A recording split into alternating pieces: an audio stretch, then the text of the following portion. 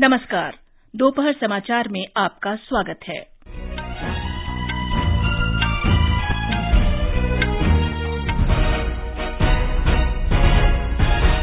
मुख्य समाचार। प्रधानमंत्री नरेंद्र मोदी ने रोजगार मेले में नवनियुक्त कर्मचारियों को 70,000 से अधिक नियुक्ति पत्र वितरित किए।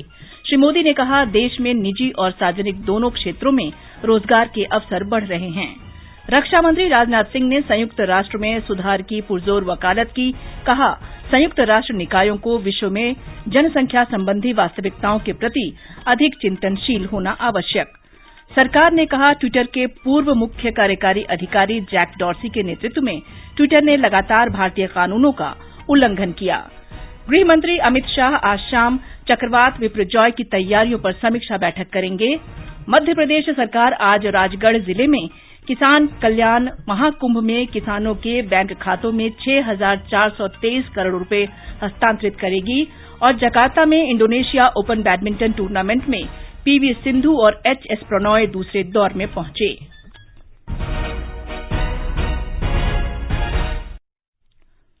दोपहर समाचार के साथ मैं अलका सिंह। प्रधानमंत्री नरेंद्र मोदी ने आज रोजगार मेले में वीडियो कॉन्फ्रेंसिंग के माध्यम से 70,000 नवनियुक्त कर्मचारियों को नियुक्ति पत्र वितरित किए। इस अवसर पर कर्मचारियों को संबोधित करते हुए प्रधानमंत्री ने कहा कि भारत आज एक दशक पहले की तुलना में अधिक स्थिर, सुरक्षित और शक्तिशाली देश है।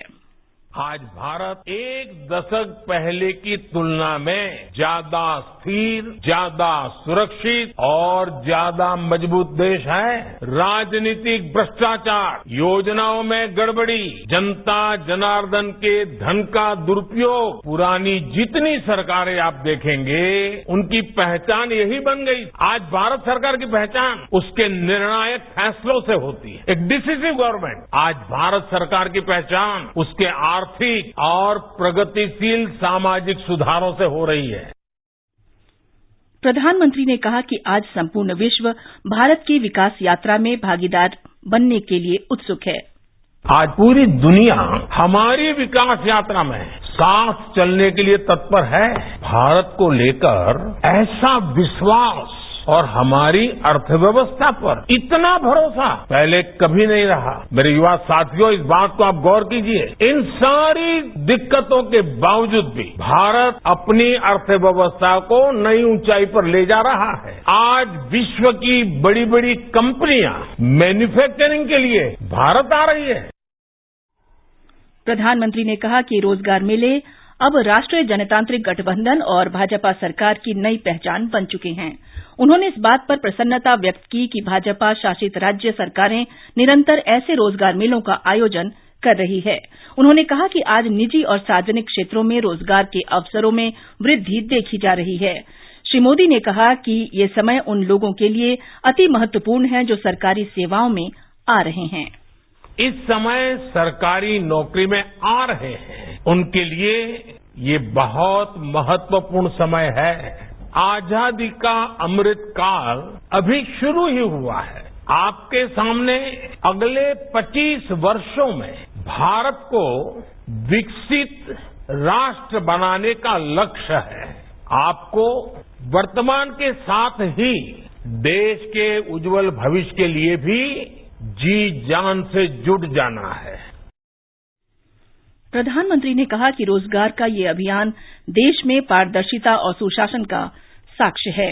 उन्होंने कहा कि सपनों को साकार करने में भाषा कभी भी बाधा नहीं बननी चाहिए।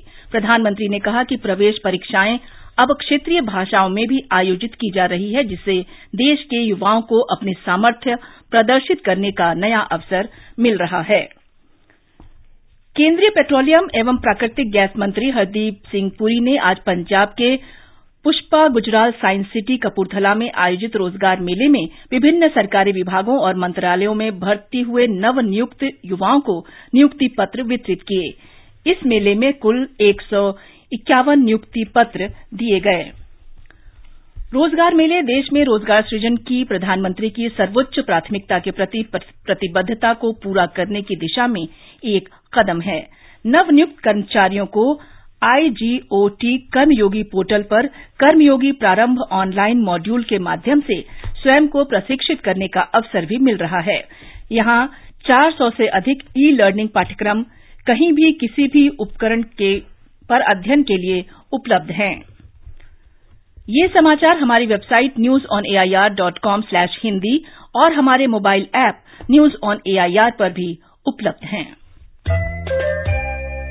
ये दौर कुछ खास है, चारों ओर हो रहा विकास है। आजादी के अमृत काल में हमें समय नहीं गंवाना है। अगले 25 वर्षों में भारत को विकसित राष्ट्र बनाना है, तो आप भी समय न गंवाएं। वे कंपनी, कॉर्पोरेट या फिर सैलरीड एम्प्लॉइज जिनकी टीडीएस, टीसीएस कटने के बाद भी कर देयता 10,000 रुपए या उससे अधिक है, वो अपनी एडवांस टैक्स की कुल अग्रिम राशि का 15% 15 जून 2023 तक अवश्य जमा कराएं, क्योंकि आपके टैक्स से ही देश की प्रगति को मिलती है गति। प्रत्येक आयकर दाता एक राष्ट्र निर्माता।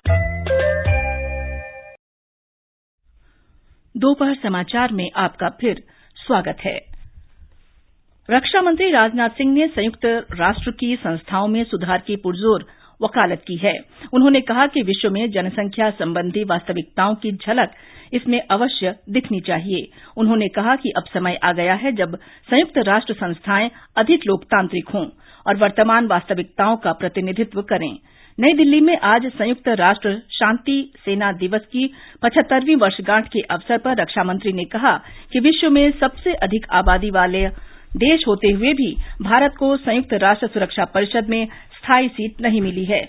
यह स्थिति संयुक्त राष्ट्र के नैतिक दायित्वों को कमजोर करती है। उन्होंने रूस और यूक्रेन के बीच चल रहे संघर्ष पर भी चिंता व्यक्त की, जिसके कारण विभिन्न अफ्रीकी और एशियाई खाद्य संकट उत्पन्न हो गया है और साथ ही विश्व को ऊर्जा संकट का भी सामना करना पड़ रहा है।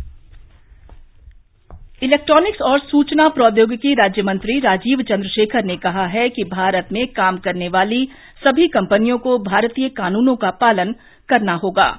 उन्होंने ट्विटर के पूर्व मुख्य कार्यकारी अधिकारी जैक डॉर्सी के इस दावे को सरासर झूठ करार दिया, जिसमें उन्होंने कहा था कि भारत ने ट्विटर को बंद करने की धमकी दी थी।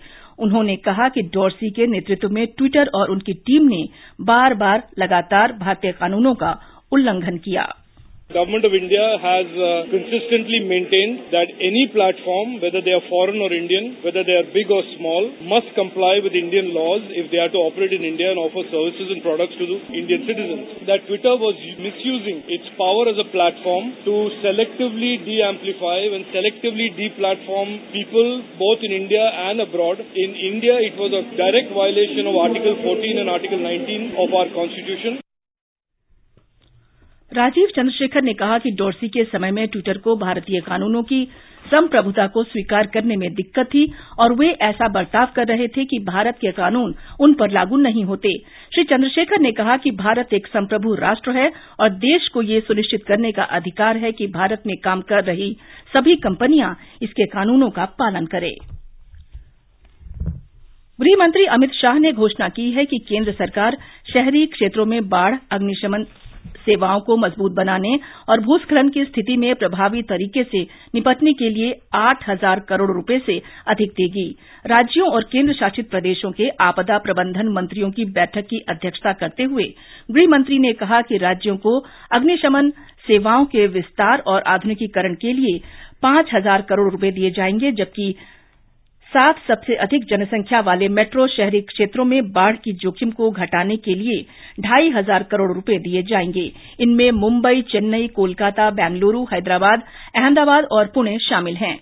उन्होंने ये भी कहा कि 17 राज्यों और केंद्र शासित प्रदेशों में भूस्खलन की स्थिति से निपटने के लिए 825 करोड़ रुपए दिए जाएंगे। बजटरी प्रोविजन आपदा के जोखिम के न्यूनीकरण और बाद में रिलीफ और रिहेबिलिटेशन, इस सभी क्षेत्रों को आच्छादित करते हुए जो बजटरी प्रोविजन केंद्र ने और राज्यों ने बढ़ाया है, इसी का ये परिणाम है। 21 में नेशनल डिजास्टर मिटिगेशन फंड का गठन किया गया, लगभग 16,700 करोड़ रुपया एसडीएमएफ के अंतर्गत और एसडीएमएफ के अंतर्गत 32,031 करोड़ रुपया। उसका भी मुझे लगता है लॉन्ग टर्म बहुत बड़ा फायदा ये लड़ाई लड़ने में हमें होने वाला है। गृह मंत्री अरब सागर में आए तूफान बिपरजॉय पर राहत और बचाव की तैयारियों की समीक्षा के संबंध में आज शाम नई दिल्ली में एक बैठक की अध्यक्षता करेंगे। इसमें गुजरात के मुख्यमंत्री और राज्य में तूफान से प्रभावित होने की आशंका वाले 8 जिलों से संबंधित क्षेत्रों के सांसद भी वीडियो कॉन्फ्रेंसिंग के माध्यम से भाग लेंगे। कल प्रधानमंत्री नरेंद्र मोदी ने एक उच्च स्तरीय बैठक में तूफान के संबंध में तैयारियों की समीक्षा की थी।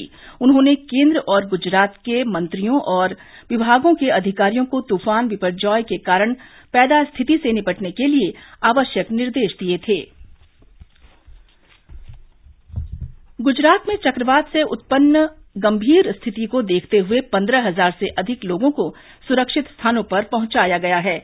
हमारे संवाददाता ने बताया है कि प्रधानमंत्री नरेंद्र मोदी ने कल गुजरात के मुख्यमंत्री भूपेंद्र पटेल के साथ टेलीफोन पर बात कर हर संभव मदद का आश्वासन दिया।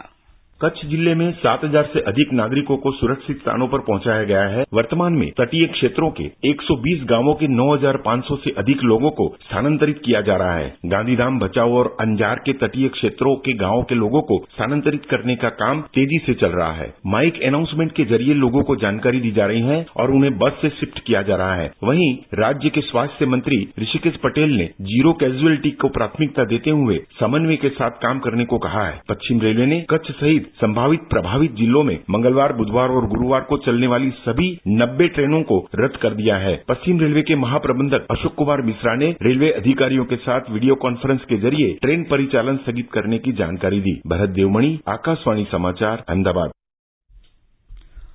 मौसम विभाग के महानिदेशक डॉक्टर मृत्युंजय महापात्रा ने कहा है कि तूफान बिपरजॉय बृहस्पतिवार शाम को सौराष्ट्र, कच्छ और इससे सटे पाकिस्तान के तटीय इलाकों से टकरा सकता है।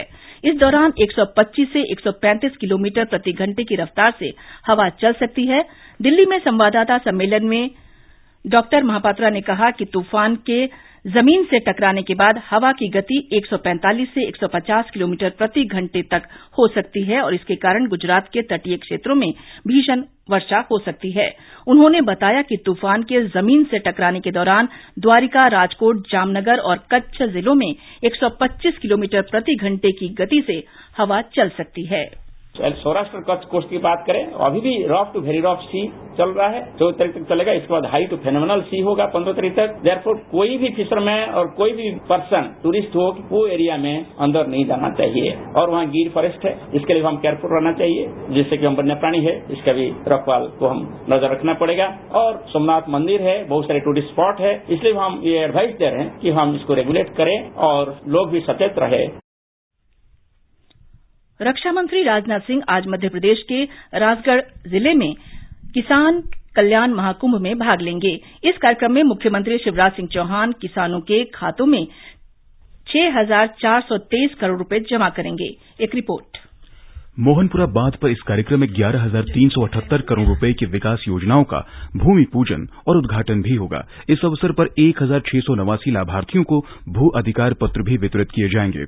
रक्षा मंत्री और मुख्यमंत्री इस अवसर पर मोहनपुरा कुंडलिया पाइप सिंचाई प्रणाली परियोजना का भी शुभारंभ करेंगे। इसका निर्माण 8,481 करोड़ रुपए की लागत से हुआ है।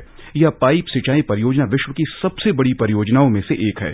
केंद्रीय सामाजिक न्याय और अधिकारिता मंत्री डॉक्टर वीरेंद्र कुमार तथा राज्य के कई मंत्री इस कार्यक्रम में भाग लेंगे।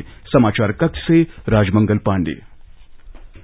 2 बार की ओलंपिक पदक विजेता पीवी सिंधु ने इंडोनेशिया ओपन 2023 के पहले दौर में ग्रेगोरिया मारिस्का तुंगजुंग को 21-19, 21-15 से हरा दिया है। एचएस प्रणॉय ने भी केंटा के खिलाफ 21-16, 21-14 से जीत के साथ दूसरे दौर में प्रवेश कर लिया है। अंत में मुख्य समाचार एक बार फिर। प्रधानमंत्री नरेंद्र मोदी ने रोजगार मेले में नवनियुक्त कर्मचारियों को 70,000 से अधिक नियुक्ति पत्र वितरित किए। श्री मोदी ने कहा, देश में निजी और सार्वजनिक दोनों क्षेत्रों में रोजगार के अवसर बढ़ रहे हैं। रक्षा मंत्री राजनाथ सिंह ने संयुक्त राष्ट्र में सुधार की पुरजोर वकालत की। कहा, संयुक्त राष्ट्र निकायों को विश्व में जनसंख्या संबंधी वास्तविकताओं के प्रति अधिक चिंतनशील होना आवश्यक। सरकार ने कहा, ट्विटर के पूर्व मुख्य कार्यकारी अधिकारी जैक डॉर्सी के नेतृत्व में ट्विटर ने लगातार भारतीय कानूनों का उल्लंघन किया। गृह मंत्री अमित शाह आज शाम चक्रवात बिपरजॉय की तैयारियों की समीक्षा बैठक करेंगे। मध्य प्रदेश सरकार आज राजगढ़ जिले में किसान कल्याण महाकुंभ में किसानों के बैंक खातों में 6,423 करोड़ रुपए हस्तांतरित करेगी। इसके साथ ही दोपहर समाचार का ये अंक समाप्त हुआ। नमस्कार।